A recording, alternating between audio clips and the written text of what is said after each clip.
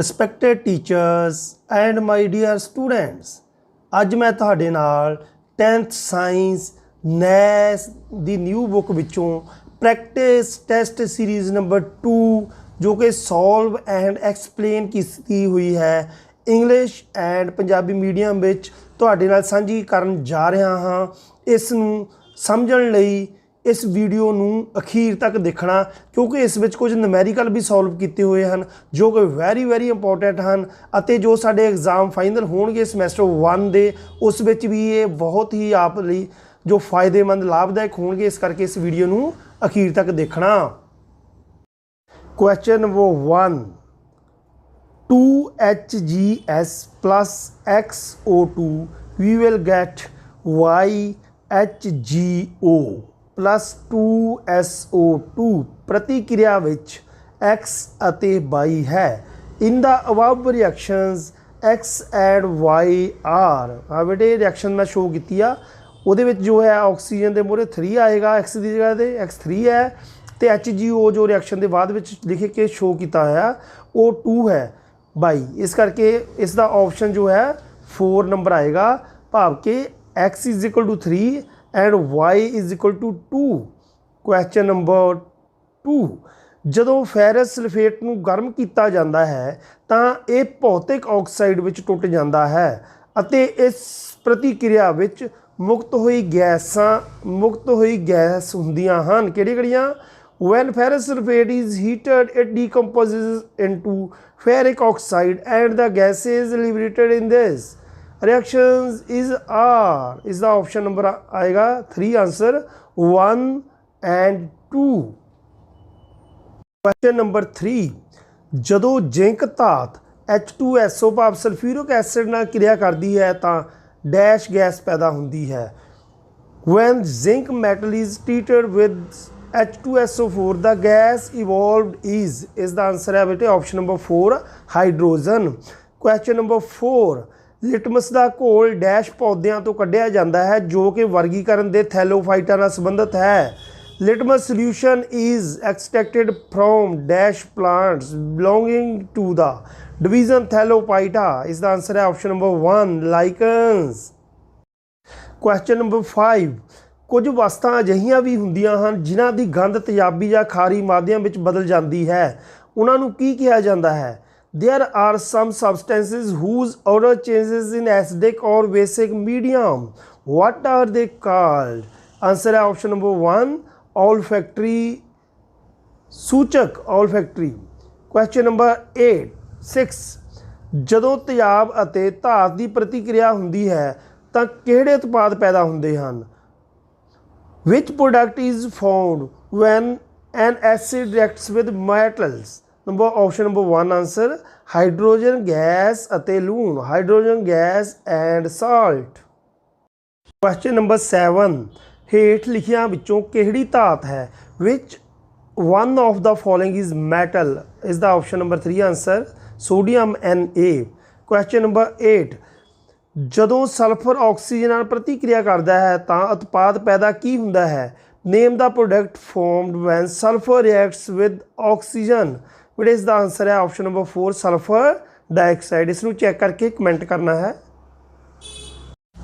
Question number 9, वो किहड़ी धात है जो हवा के संपर्क तो आउंदी है तो वो अग फड़ लैंदी है? Which non metal catches fire when expose to air? बेटे इसका आंसर है फास्फोरस। ऑप्शन नंबर 2 है आंसर। क्वेश्चन नंबर 10, हेठ लिखिया विचों किहड़ा N2 अणु की बनतर नूं दर्शाउंदा है? Which of the following represents the structures of N2 molecules? हाँ जी बेटे इसका आंसर है नाइट्रोजन ट्रिपल बॉन्ड नाइट्रोजन भाव N अते तिहरे बंधन N। पहला नंबर ऑप्शन है इसका आंसर। क्वेश्चन नंबर 11, दोहरे सहसंयोजी बंधन विच किन्ने इलैक्ट्रॉनां की सांझ हुंदी है? How many electrons are shared in double covalent bonds? बेटे सानूं पता कि एक बॉन्ड बनाने लई 2 इलैक्ट्रॉन चाहिए होंदे हन अते ये 2 बंधन बनाउण दी गल कीती सहसंयोग जी। दो बंधन साझे करके भाव 4 इलैक्ट्रॉन्स जिहड़ा है मिल के बनाणगे दोहरे बंधन। इस करके इसका option number 2 4 electrons. Question number 12 cation उदों बनता है जदों कैटायन इज़ फॉर्मड वैन इसका आंसर है बेटे ऑप्शन नंबर 2 जदों परमाणु इलैक्ट्रॉन गवा दिंदा है भाव एटम लूजेज इलैक्ट्रॉन्स। क्वेश्चन नंबर 13 तत्त एम की परमाणु संख्या 20 है तत्त एम की संयोजकता वैलेंसी की होगी। M is an element with atomic number 20 what is the valency of element M. इसका आंसर है 2 क्योंकि आप जो 20 की गल करते हैं तो 2882 ये जोड़ा इलैक्ट्रॉनिक कॉन्फिगरेशन आती है इस करके लास्ट जोड़ा शैल में 2 इलैक्ट्रॉन आ इस करके ये जी वैलेंसी 2 होगी। इसका option number 2 answer.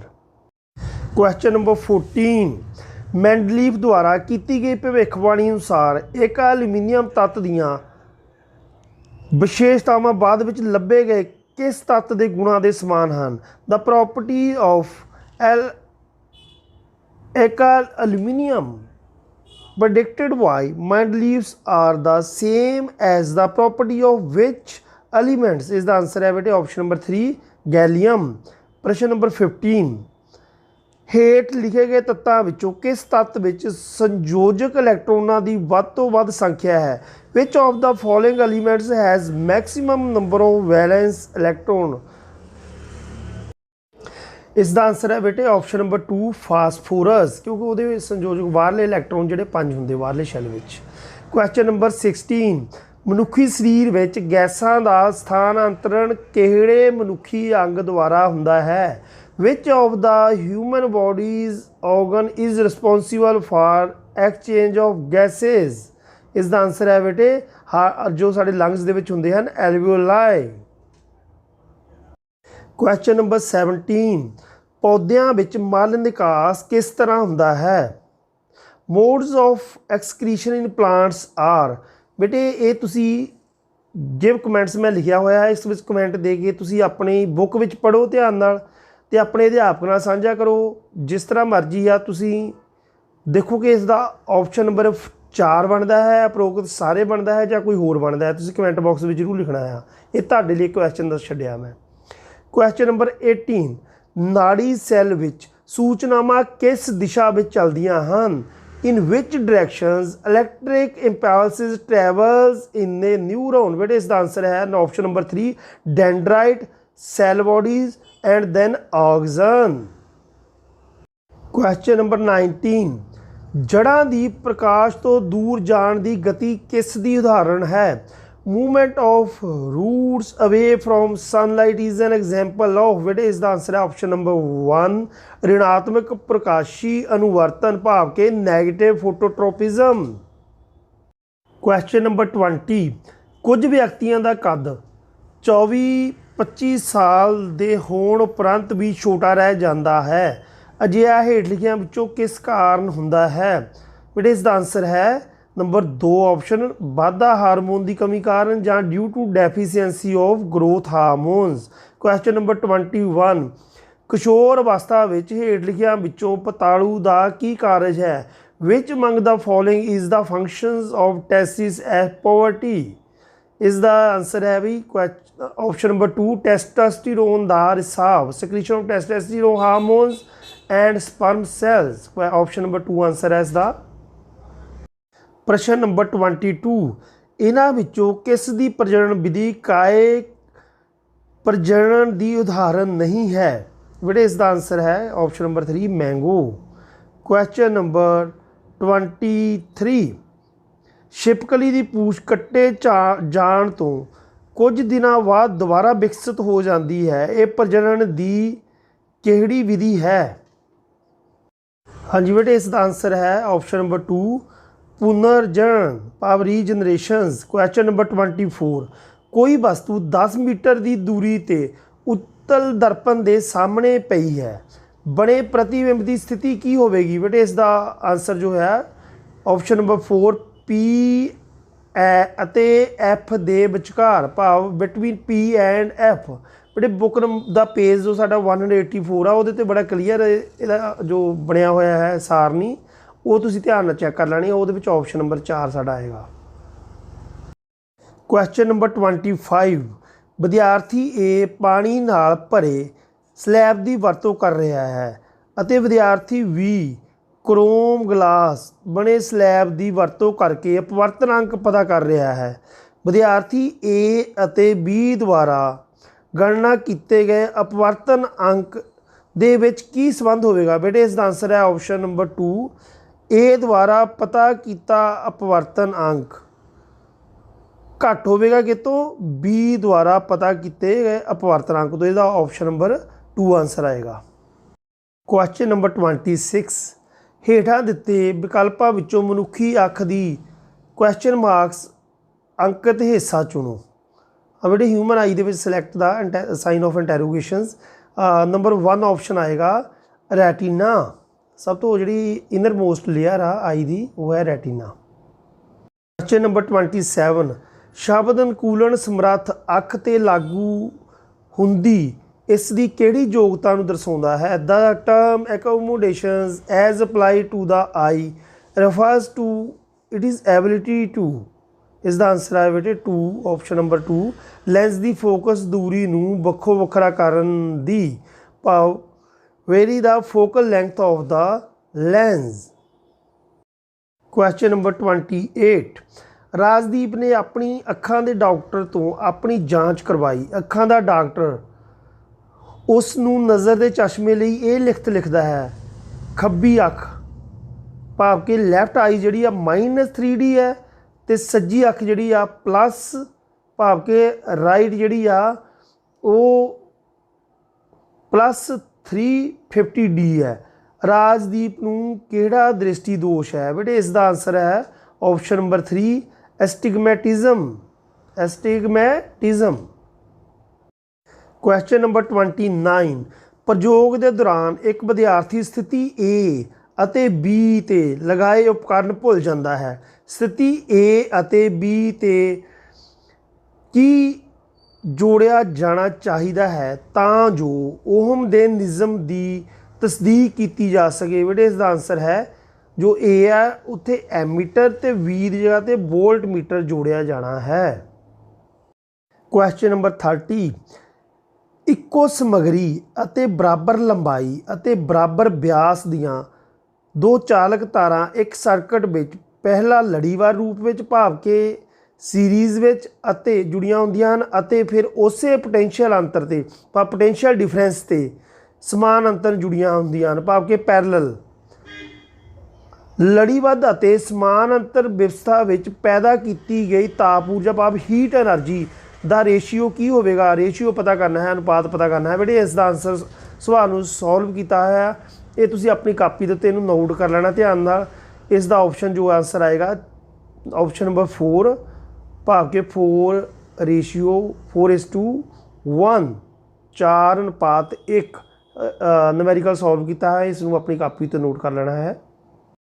Question number 31, ਸਿਰਫ 4 ਓਮ ਪ੍ਰਤੀਰੋਧ ਵਾਲੇ ਪ੍ਰਤੀਰੋਧਕਾਂ ਦੀ ਵਰਤੋਂ ਕਰਕੇ 2 ਓਮ ਪ੍ਰਤੀਰੋਧ ਪ੍ਰਾਪਤ ਕਰਨ ਲਈ ਕਿੰਨੇ ਪ੍ਰਤੀਰੋਧਾਂ ਦੀ ਲੋੜ ਹੋਵੇਗੀ? To get 2 ohm resistance using only 4 ohm resistors, the number of them required is, ਇਸ ਦਾ ਆਨਸਰ ਆਏਗਾ ਬੇਟੇ 2।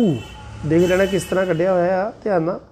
ਕੁਐਸਚਨ ਨੰਬਰ 32, ਇੱਕ ਧਨ ਚਾਰਜ ਇੱਕ ਵਿਅਕਤੀ ਵੱਲ ਵੱਧ ਰਿਹਾ ਹੈ, ਚੁੰਬਕੀ ਖੇਤਰ ਰੇਖਾਵਾਂ ਦੀ ਦਿਸ਼ਾ ਕੀ ਹੋਵੇਗੀ? ਬੇਟੇ ਦਾ ਆਨਸਰ ਹੈ ਆਪਸ਼ਨ ਨੰਬਰ 2 ਘੜੀ ਦੇ ਉਲਟ ਦਿਸ਼ਾ ਭਾਵ ਐਂਟੀ ਕਲੋਕਵਾਈਜ਼। ਕੁਐਸਚਨ 33 ਕੱਢੋ ਆਪਣੀ ਬੁੱਕ ਦੇ ਉੱਤੇ ਪੜ੍ਹੋ ਨਾਲ। ਤਾਂਬੇ ਦੀ ਇੱਕ ਰੋਧਕ ਤਾਰ ਦੀ ਇੱਕ ਕੁੰਡਲੀ ਨੂੰ ਇੱਕ ਗਲਵੈਨੋਮੀਟਰ ਨਾਲ ਜੋੜਿਆ ਹੋਇਆ ਹੈ, ਇੱਕ ਲੂਪ ਬਣਾਉਂਦਾ ਹੈ ਅਤੇ ਇੱਕ ਚੁੰਬਕ ਨੂੰ, ਤੇ ਇਹਦਾ ਬੇਟੇ ਆਨਸਰ ਕੀ ਆ? ਲੂਪ ਵਿੱਚ ਇੱਕ ਪ੍ਰੇਰਿਤ ਕਰੰਟ ਹੋਵੇਗਾ। ਇਹਦਾ ਆਨਸਰ ਹੈ ਬੇਟੇ ਦੇਖੋ ਧਿਆਨ ਨਾਲ ਸਮਝਣਾ ਜਿਹੜਾ ਤੁਸੀਂ। ਹਾਂ ਬੇਟੇ ਤੁਸੀਂ ਆਪਸ਼ਨ ਦੇ ਵਿੱਚ ਆਪ ਇਹਦਾ ਆਨਸਰ ਦੇਣਾ ਹੈ ਅਤੇ ਕਮੈਂਟ ਬਾਕਸ ਵਿੱਚ ਲਿਖਣਾ ਹੈ। ਮੈਂ ਵੈਸੇ ਟਿਕ ਲਗਾਇਆ ਫਿਰ ਵੀ ਤੁਸੀਂ ਉਸ ਨੂੰ ਧਿਆਨ ਨਾਲ ਸਮਝਣ ਤੋਂ ਬਾਅਦ ਦੇਖਣਾ ਕਿ ਇਹ ਕਰੈਕਟ ਹੈ, ਕਮੈਂਟ ਦੱਸਣਾ ਹੈ ਕਿ ਕਿਹੜਾ ਆਪਸ਼ਨ ਇਸ ਲਈ ਸਹੀ ਹੈ। ਕੁਐਸਚਨ ਨੰਬਰ 34, ਭੋਜਨ ਲੜੀ ਵਿੱਚ ਸ਼ਾਕਾਹਾਰੀ ਦੁਆਰਾ ਨਿਮਨਲਿਖਤ ਵਿੱਚੋਂ ਕਿਹੜੀ ਭੂਮਿਕਾ ਨਿਭਾਈ ਜਾਂਦੀ ਹੈ? Which of the following role is played by herbivores in the food chain? What is the answer ਹੈ ਨੰਬਰ 2 ਮੁੱਢਲੇ ਖਪਤਕਾਰ ਭਾਵ ਪ੍ਰਾਇਮਰੀ ਕੰਜ਼ਿਊਮਰਸ। ਕੁਐਸਚਨ ਨੰਬਰ 35 ਹੇਠ ਲਿਖਿਆਂ ਵਿੱਚੋਂ ਕਿਹੜਾ ਓਜ਼ੋਨ ਦੇ ਨਸ਼ਟ ਹੋਣ ਲਈ ਜ਼ਿੰਮੇਵਾਰ ਹੈ? Which is responsible for ozone ਡਿਪਲੀਸ਼ਨਸ?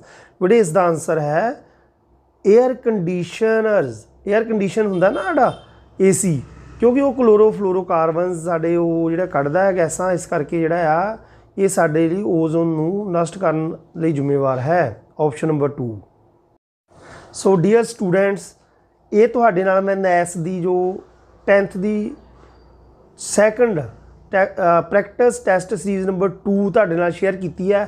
1 ਵੀ ਪਹਿਲੇ ਮੈਂ ਆਲਰੇਡੀ ਕਰ ਚੁੱਕਾ ਹਾਂ, ਕਿਸੇ ਨੇ ਨਹੀਂ ਦੇਖੀ ਤਾਂ ਮੇਰੇ ਚੈਨਲ ਦੇ ਵਿੱਚ ਪਿੱਛੇ ਬੈਕ ਜਾ ਕੇ ਦੇਖ ਸਕਦੇ ਹੋ ਤੁਸੀਂ। ਉਸ ਤੋਂ ਬਾਅਦ ਤੁਹਾਡੇ ਨਾਲ ਇਸੇ ਤਰ੍ਹਾਂ ਟੈਸਟ ਸੀਰੀਜ਼ ਨੰਬਰ 3 ਵੀ ਸਾਂਝੀ ਕਰਾਂਗਾ, ਬਾਕੀ ਰਹਿੰਦੀਆਂ ਹੋਈਆਂ ਮਟੀਰੀਅਲ ਵੀ ਤੁਹਾਡੇ ਨਾਲ ਸਾਂਝਾ ਕਰਦਾ ਰਹਾਂਗਾ। ਇਸ ਕਰਕੇ ਮੇਰੇ ਇਸ ਚੈਨਲ ਨੂੰ ਸਬਸਕ੍ਰਾਈਬ ਕਰਨਾ ਹੈ, ਲਾਈਕ ਕਰਨਾ ਹੈ ਕਿ ਆਪਣੇ ਫਰੈਂਡਸ ਨੂੰ ਵੱਧ ਤੋਂ ਵੱਧ ਸ਼ੇਅਰ ਕਰਨਾ ਹੈ ਕਿ ਤਾਂ ਕਿ ਉਹ ਵੀ ਇਸ ਦਾ ਵੱਧ ਤੋਂ ਵੱਧ ਜੋ ਹੈ ਲਾਭ ਲੈ ਸਕਣ। Thank you, all the best.